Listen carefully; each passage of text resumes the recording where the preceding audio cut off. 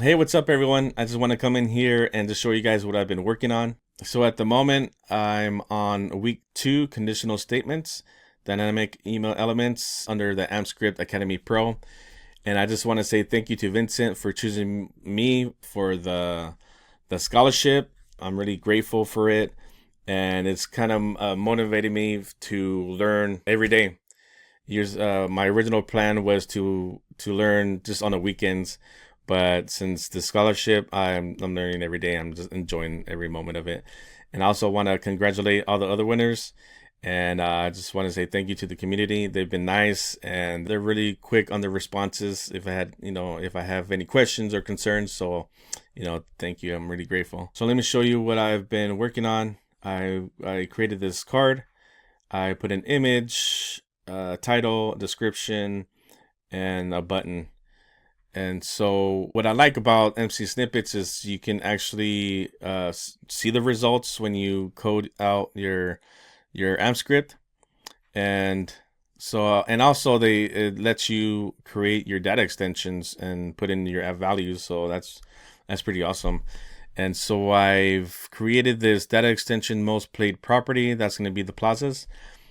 And I put the values. So I have this name for the plaza and this one and this other one. So I just have 3. Then I came in here and I assigned the most played. So set at most played to this data extension, which I created down here and added the values here.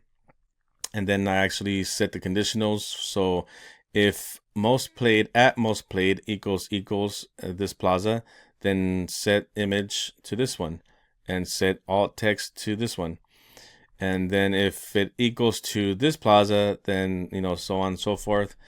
And just and I added my HTML right here just to make it look nice. I just added some styles and I also made it dynamic for the image, so when it shows this plaza, it will show this image. And if let me just show you real quick.